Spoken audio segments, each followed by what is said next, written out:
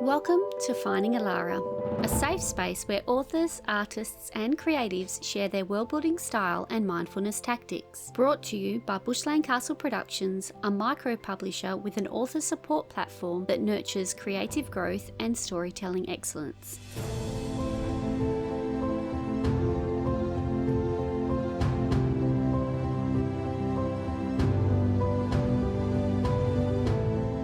Welcome to the Indie Author Book Fair Minisode series. All of these interviews were recorded as a live stream from the Indie Author Book Fair on the 30th of November 2025 in Bunbury. Each minisode will have the live interview component with myself or Paul Vandermeer from Forest.chat, an interview the guest had with Chris Ilsley on the day, and an excerpt from one of their creative works which may just inspire you to have a closer look at what is available in the indie book world. Feature guest 14 of 27 is Torah Channing. Torah is an Australian author who loves all things alien, paranormal, monster and fantasy, with romance of course. Books have always been a part of her life, leading to a wish to one day write a book of her own. With the stars aligning, she's now living her dream of being an author with her debut novel Rare Prey and Alien Mates romance. When she's not writing or planning her future steamy romance books dipped in the supernatural and extraterrestrial worlds, she'll be proofreading other indie author books, crafting, drawing, or reading. You can find and follow her on Instagram and Facebook as author Torah Channing. If you want the latest news first, you can join her newsletter on Patreon. Her first book, Rare Prey, an Alien Mates romance, Dianna Book 1 of 2, has the hook, a world where humans and aliens live separately side by side. Just don't get caught on the wrong side of the border. Her second book, Rare Royal, an Alien Mates romance, Ilaria Book 2 of 2, has the hook, Destiny has a plan and it's sending me to a purple-ringed planet in a far-off galaxy. Her third book, Contract with the Vampire, a paranormal destiny romance, Book 1 of 4, has the hook, an unexpected inheritance and a hidden paranormal world linked by an ancestral contract. Prepare for a mundane existence to become one beyond imagination. She also has a new book up for pre-order, Sacrifice for the Stag, prequel, a paranormal destiny romance. If you follow her on socials, she has been slowly doing a cover reveal for this book. The hook is Two Worlds Collide When Destiny Calls to the Heart. Torah's books are available on Amazon with the direct link in the show notes. We have done our best to clean up the audio for the interviews, but it was recorded live, so there is some noise from the crowd embedded within the show. I hope that this gives you a feel for what the energy was like on the day. I will return to your ears at the end to share my key takeaways and let you know who the next guest is going to be. I'm here with Torah Channing. So excited to see you because I've been looking at your books and they look so engaging and inspiring, and I want to know a little bit more about them. So tell me about yourself and how you found your way on the creative path. Well, I just started thinking of the idea. I daydream a lot. And I formulated a story and it just took off and wrote itself. I like that. It just wrote itself. Yeah. That takes out a lot of the guesswork. You just let it go. So I take it you are more of a pantser than a plotter? I call it a plantser. So a little bit of an outline, like a dot form, and then the rest writes itself. That's good. So you have the bare bones of the story. Yes. Yes. So your FMC is pretty awesome, I hear. I haven't read the book yet, but I will. Yeah. Tell me a little bit more about her and where she came from. So she was brought up on Earth. It's based on Earth. The aliens crash landed, and she finds the Earth gets split up with a barrier, like a border. She accidentally finds herself on the wrong side and gets captured. And then she deals with that situation. She deals with one it. step at a time. And her captor turns out that he likes her a bit. So what sort of spice level is in this story? We're about 4.5. And there are aliens in it, obviously. Yes. So is it scary? There is some dark themes, but not dark romance. So tell me a bit about what type of author you are. You're obviously a plantser. Yes, a plantser. Yes. I think a bit creative, so I just try and think outside the box of the usual genre and add my own spin to it. Yeah, I said in one of my posts the other day that it's just amazing. You have aliens, you have humans, and it fits. It just works the way it is, which is fantastic. Yeah. What drew you to write in this genre? Is it just because it wrote itself? Well, I was reading alien romance at the time, but I also, because I find it hard to sleep at night, I start making up my own stories and hope that I dream about it. And I'm always fascinated with flying, so I kind of mixed it together. How far did you go into the lore behind the actual aliens? Okay. So I did do some research on real winged aliens. Okay, so supposedly real. Relatively real. Relatively real, Yeah. that people have gone, these actually exist, and I've gone, okay, well, I'm going to base it around that. So there are actual people that say they're winged aliens. Real aliens is a bit, relative. So they're based on someone actually saying they've seen these aliens before. Very cool. So when you first started on the independent publishing route, why did you make that decision, and was it as easy as you thought?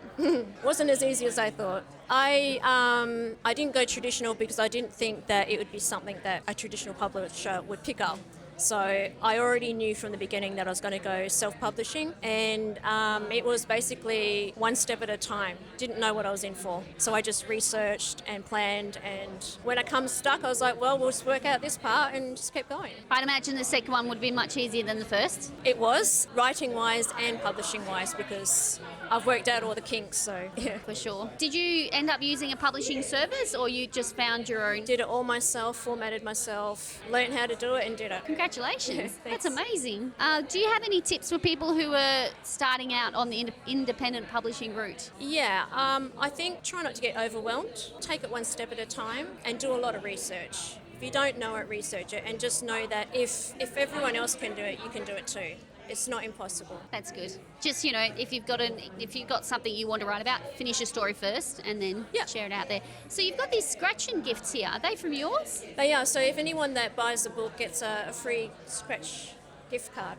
That's very cute. I don't know if you can see that. It's if you buy a book, you get one of these. It's very cute. Yeah. What other merch do you have on the table? Oh, I've got artwork. Actually did it myself. Oh, nice. Rare Prey. Is that one of your MCs? Yep. Fantastic. And then I got the new vampire book that I got commissioned. Amazing. So what's next for you? I have a prequel for the vampire book, so that should be out end of January. And Amazing. it's one of the side characters in the book. Okay, and what's after that?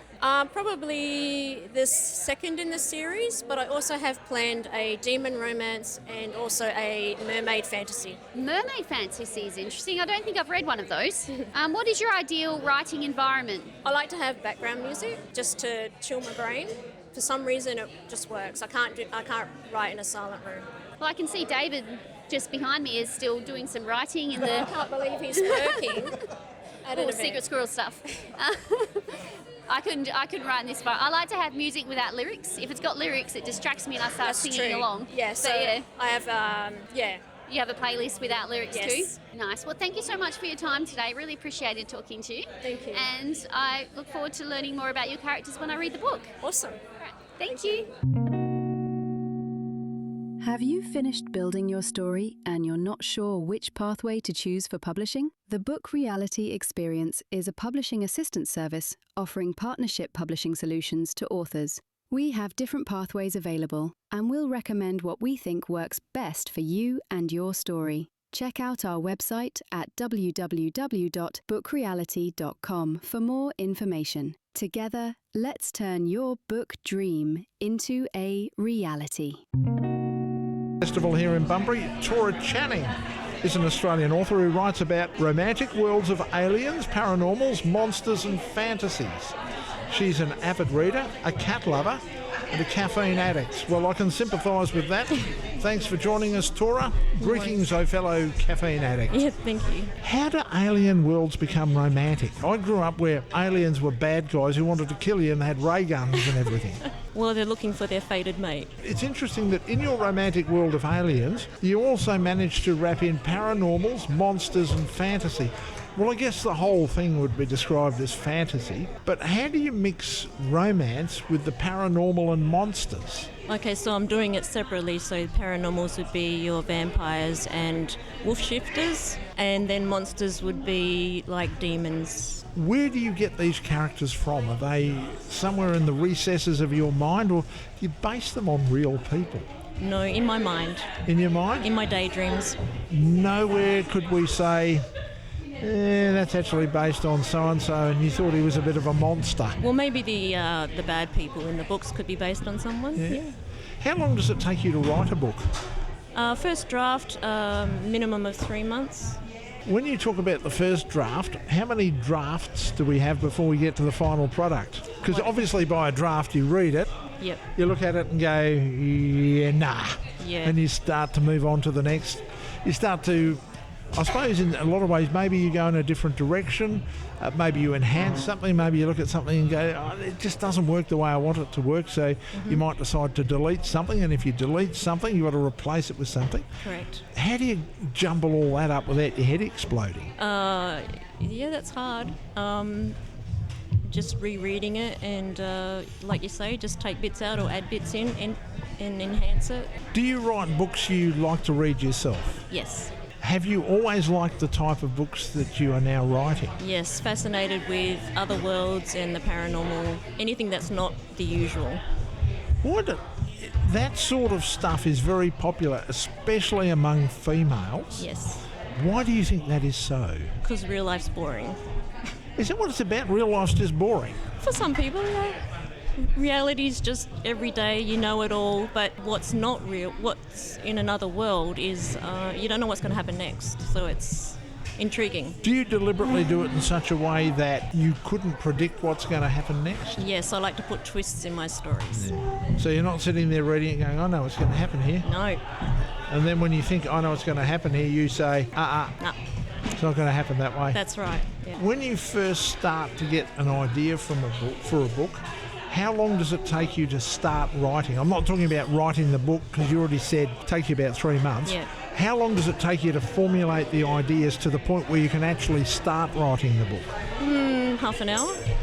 Oh, really? As quick as that? Yeah. It starts playing like a movie in my head and then I've already got the storyline going. So do you find you have to act pretty quickly? Because if I don't write it now, if I don't sit down and do something about it now, Yep. if I say I'll wait till tomorrow, I'll have forgotten about it tomorrow. I won't know what I was thinking. Yes, I jump on, open a document and start doing point forms of my ideas. So you start out in point form, Yep. and then you turn that into a story. Yes. How much do you change your story as you go along? When you're writing the story and you think, I liked that idea, but somehow it just doesn't translate the way I wanted it to, so I'm going to go in a different direction. It happens all the time, pretty much throughout the whole book. Have you ever been in the position where you started out with a character being one way and then changed them to another? Yes. I had a best friend that turned into an obsessive, jealous love interest. Oh, really? So they were a good person and then they changed into the enemy. Okay, so you took a goodie and turned them into a baddie. Yeah. Is that hard to do in a credible way? Not really. Not really. I kind of think about their personality. Let me put it another way. Is it easier to make a good guy bad than to make a bad guy good? I think it's kind of equal. Okay, 50-50. Yeah. It's incredible, isn't it? Yeah. Yeah, because one thing I find fascinating is how people create characters, especially if they've created. See, I reckon if you created a character from people you knew, there wouldn't be a problem. Yeah. But when you're creating a character that is just a character, that's totally different, isn't it? Yes. Well, listen, thank you very much. Torah Channing, Australian author again, writing romantic worlds of aliens, paranormals, monsters and fantasy. The plot may thicken, but it certainly doesn't change. Thank you very much for joining us. Thank you for having me. This excerpt left me with so many questions. I want to know more about this contract and why she's in a position that she doesn't have anywhere else to live in the first place. I want to know more about the vampire. Ancient beings have rich history to plunder in stories. My first takeaway was one of her first tips. Try not to get overwhelmed. Take it one step at a time. That is something that is so easy to hear, but not so easy to action. My second takeaway was how she visualises the scenes in her mind like a movie.